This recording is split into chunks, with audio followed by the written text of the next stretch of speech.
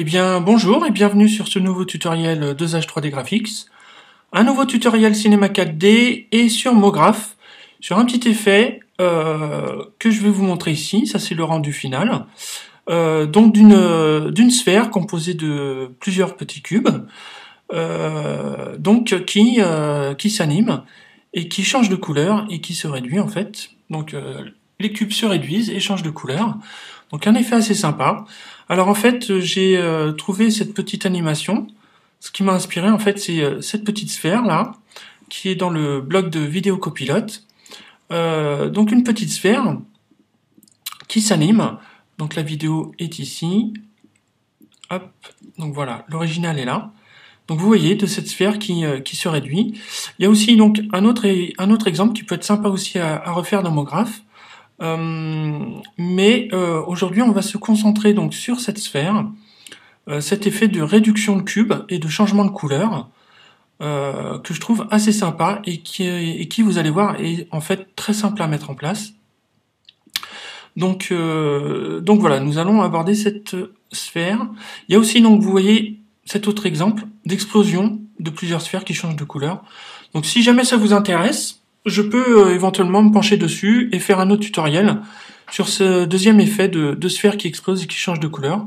Donc n'hésitez pas en commentaire à me dire déjà d'une part si ce tutoriel vous aura plu et que je sache si un tutoriel sur les petites sphères qui explosent vous intéresse pour que je vous fasse un prochain tutoriel dessus. Moi, il n'y a aucun souci, ça m'intéresse de toute façon d'explorer aussi ce petit effet d'explosion.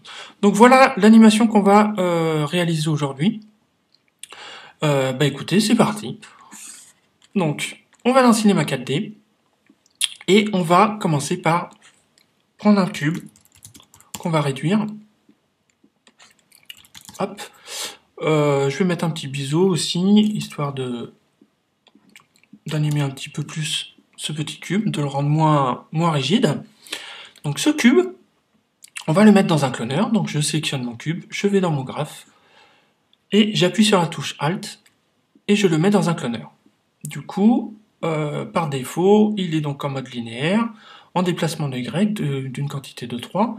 Mais nous, ce qu'on veut, c'est pouvoir appliquer en fait nos clones de cubes par rapport à une sphère. Donc pour ça, on va mettre notre cloneur ici, au lieu du mode linéaire, de le mettre en mode objet. Et il nous demande donc, pour l'instant il ne se passe rien, puisqu'il faut lui mettre un objet de référence pour pouvoir appliquer les clones par rapport à un objet. Donc nous, on va mettre une sphère en référence d'objet pour nos clones. Donc une fois qu'on a mis notre sphère en référence d'objet, on voit, je vais augmenter d'ailleurs ma petite sphère pour que vous compreniez bien et que vous voyez que il a bien appliqué une multitude de cubes par rapport à notre objet de référence, la sphère. Donc, par contre, on voit qu'il y a un petit peu de superposition de cubes, en fait, au niveau des pôles de la sphère. Donc pour ça, on va changer en fait la forme de notre sphère. Ici, on est en type standard. On va passer en forme icosaèdre, qui va nous mettre un petit peu plus d'homogénéité dans la disposition des cubes. Mais pour l'instant, c'est pas très bien ordonné. Donc on va changer en fait l'orientation des cubes, des clones on va dire. Ici dans le paramètre du cloneur, dans Objet, on a un vecteur de correction pour l'instant qui est sans vecteur de correction. Donc on va le mettre en Y+, pour que nos cubes s'orientent vers les pôles de la sphère. Et on va le laisser en point d'ancrage. C'est-à-dire que notre cloneur met en fait un clone à chaque point d'ancrage de notre sphère.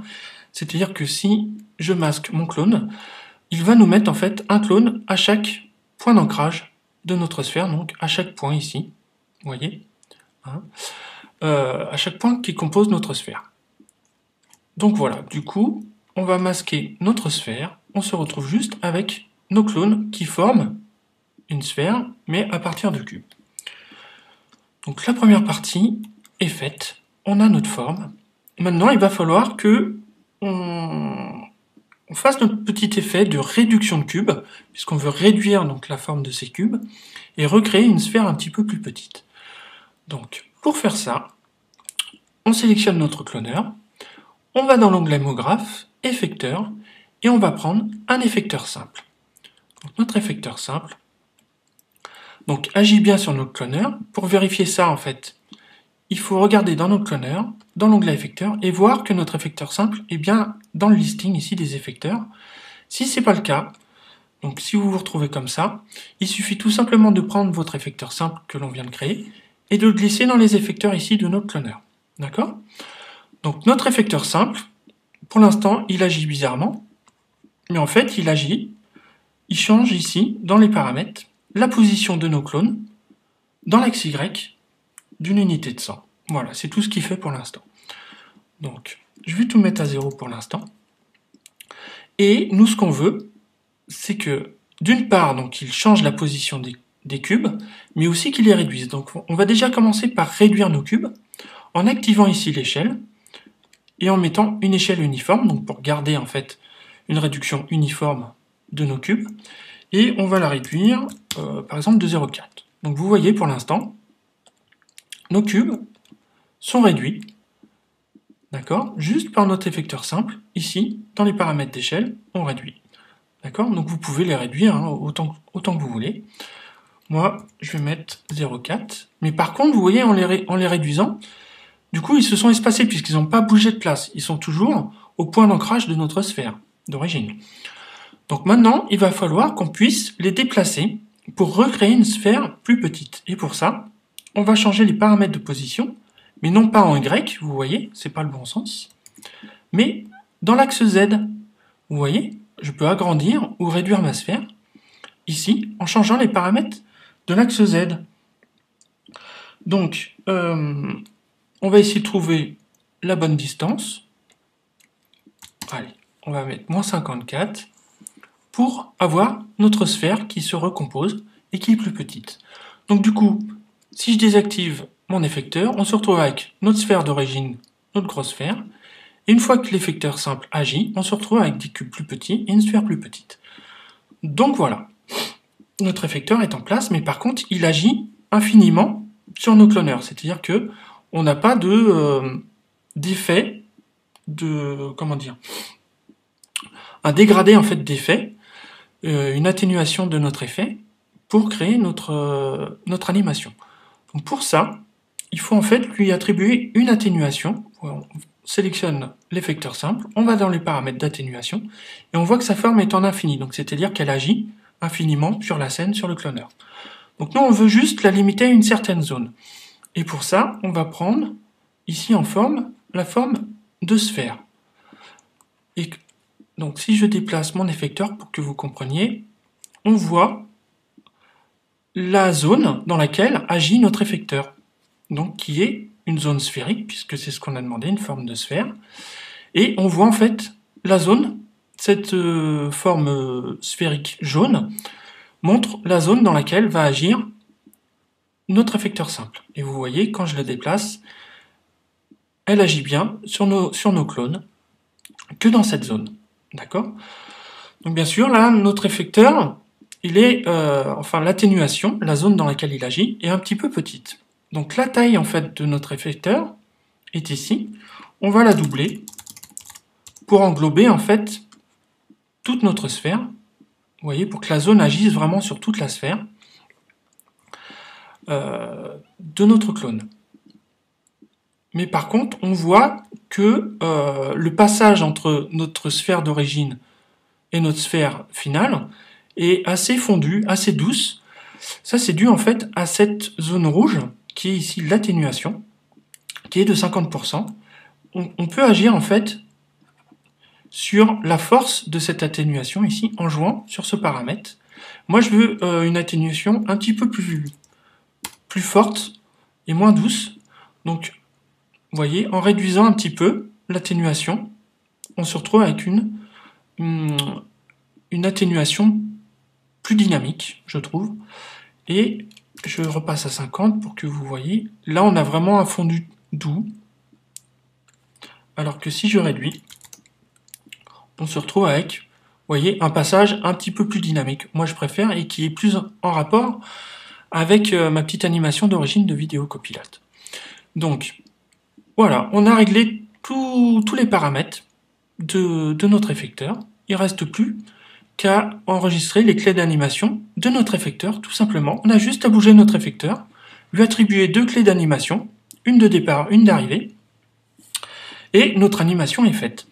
Donc, du coup, je vais juste remettre mon atténuateur, mon effecteur, pardon, bien au centre de ma sphère, de mon clone. On va aller par exemple à la frame 60, à l'image 60, et mettre une clé, enregistrer une clé de position de notre effecteur.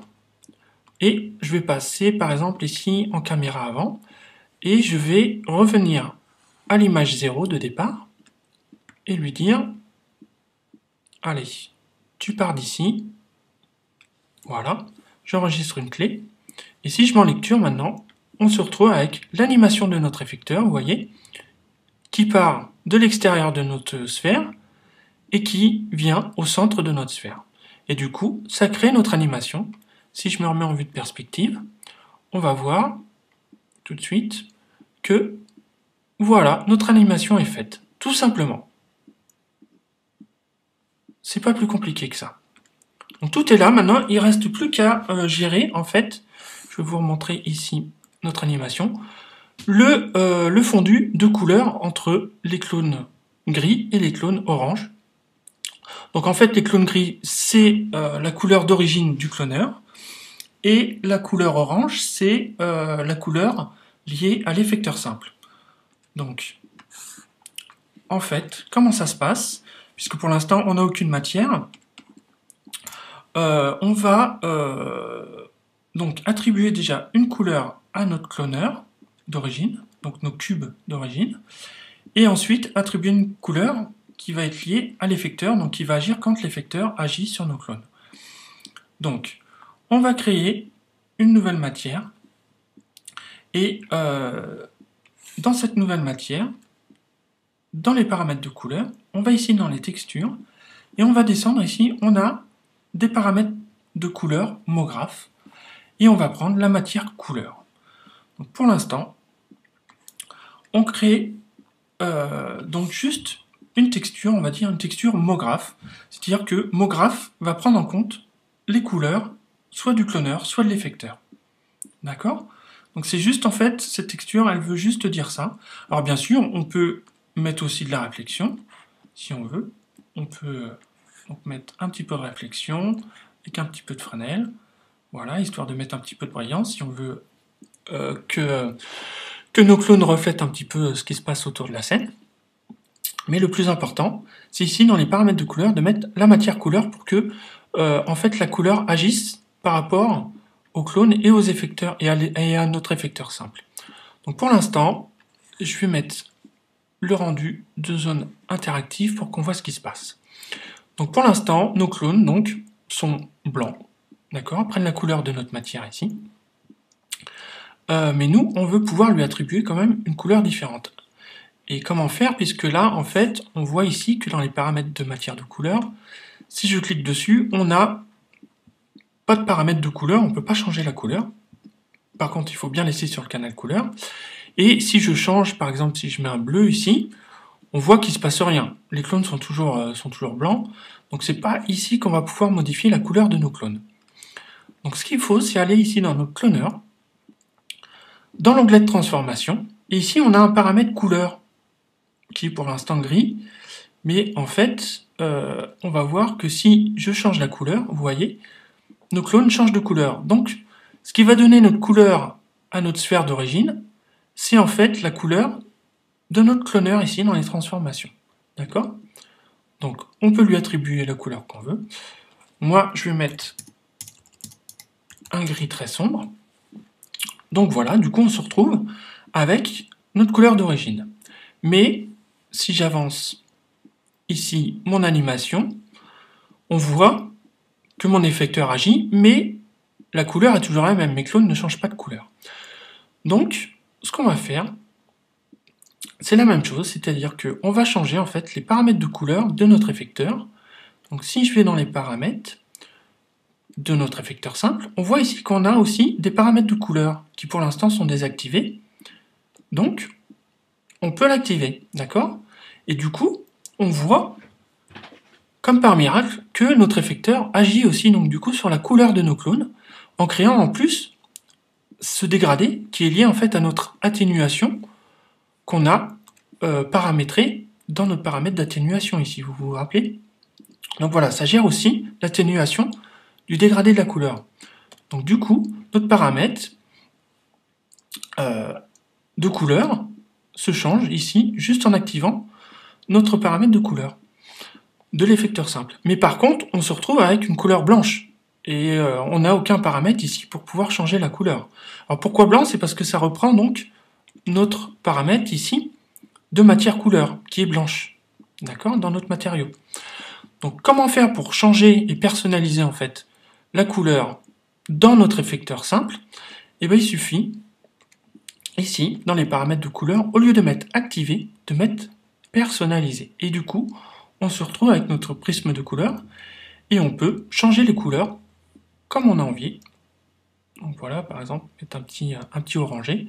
Voilà, pour pouvoir changer la couleur dédiée à notre effecteur. Et du coup, on se retrouve avec notre animation, aussi bien des clones, donc la réduction et le déplacement de nos clones, que la couleur, tout ça grâce à un seul effecteur qui est l'effecteur simple. Donc, c'est génial parce qu'en fait, il n'y a vraiment pas beaucoup de mise en place, un seul effecteur, et on a notre effet tout de suite qui est géré, aussi bien d'animation que de couleur. Donc voilà, tout est là, on n'a rien d'autre à faire, si ce n'est ensuite donc mettre en place une scène, l'éclairage, et de faire le rendu du calcul. Et voilà, on se retrouve avec notre animation, ici. Voilà, moi j'ai juste mis l'éclairage, bougé ma caméra, et c'est tout. Et du coup, en fait, ma caméra part du haut de la sphère et descend en fait vers le bas. C'est un mouvement tout simple, linéaire, et on se retrouve avec cette animation et un effet que je trouve assez sympa et vous voyez qui est super simple à mettre en place. Donc voilà, on a vu l'essentiel de cet effet de MoGraph. Encore un effet de MoGraph assez bluffant et simple à faire. Donc voilà.